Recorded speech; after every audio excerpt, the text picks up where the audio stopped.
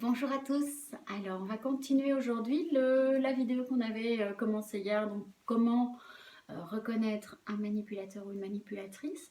On avait abordé 6 points hier, là j'ai pris mes petits copions, comme ça je suis sûre de pas faire de redites ou d'en oublier. On va probablement pas faire les 24 suivants, on en va en faire quelques-uns.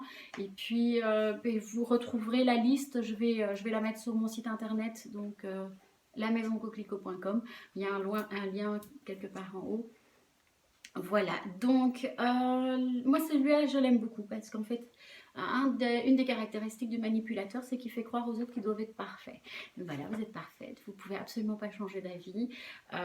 Donc ce qui est très bien puisque il va utiliser parfois des arguments logiques pour vous faire quelque chose que vous n'auriez pas fait en temps normal, mais il va un petit peu vous retourner le cerveau. C'est pas toujours une vraie logique, hein, ça peut être des sophismes, mais il va vous donner différents arguments logiques pour arriver à vous convaincre.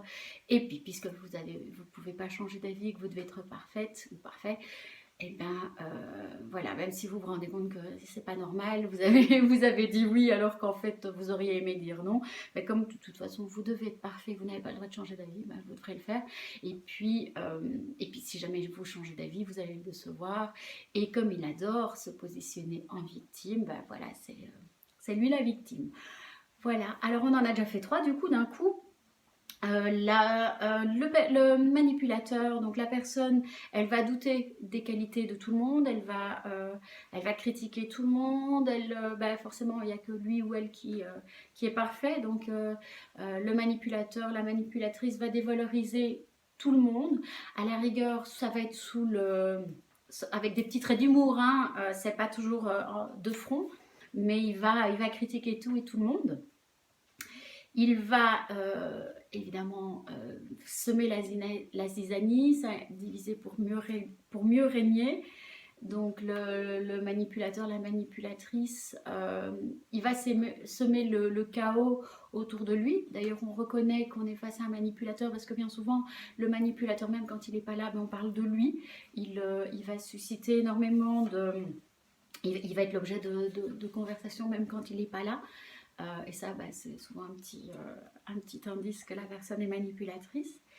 Voilà, elle fait passer ses remarques par quelqu'un d'autre. Donc quand elle a quelque chose à vous dire, elle s'arrange pour que ce ne soit pas elle qui le dit, ce qui lui permet encore après de jouer un double jeu et de venir et de vous consoler si vous avez mal pris la remarque. Puis l'avantage aussi, c'est qu'elle peut très bien dire, mais t'es sûr, c'est exactement, peut-être que tu l'as mal pris, peut-être que tu es trop sensible.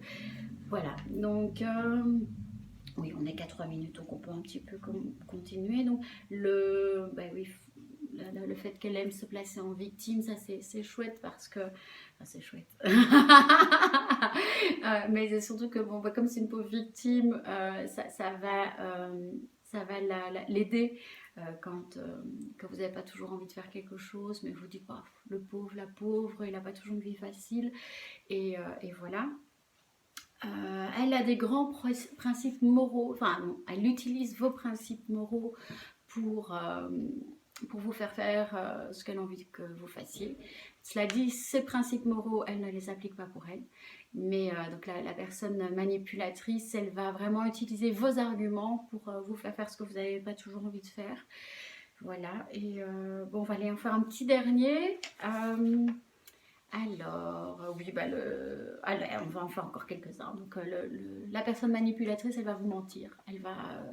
Parce qu'en fait, le mensonge est un outil comme un autre pour arriver à ses fins. Donc, elle est capable de vous mentir, de vous dire non, c'est pas ça que j'ai dit, je t'ai jamais dit ça. Elle vous regarde droit dans les yeux et elle vous affirme que non. Donc, ce qui est assez horrible en fait, parce que vous pouvez douter de votre santé mentale, vous pouvez complètement douter de vous. Voilà, et alors, oui, celui-là je l'aime beaucoup. Donc, le manipulateur, la manipulatrice est terriblement égocentrique, ça on l'avait remarqué. Et donc, par son égocentrisme, il va complètement nier vos besoins. Vous, quelque part, vous êtes sa chose, hein, donc vous pouvez aussi bien Par exemple, quand il dort, il faut respecter son sommeil, mais quand il regarde la télé, si vous dormez, il faut respecter le fait qu'il met la télé à fond de balle, parce que sinon il n'entend rien. Et donc ça, c'est une vraie preuve d'égocentrisme et le fait qu'il va nier complètement vos besoins. C'est pour ça que c'est important de bien repérer ce genre de relation, parce qu'au fur et à mesure, vous allez perdre non seulement complètement votre estime de vous, mais c'est pas une situation qui est saine à vivre au quotidien, puisque vous allez complètement vous oublier et voilà, et ça, outre le fait que vous aurez une vie de merde, vous allez également complètement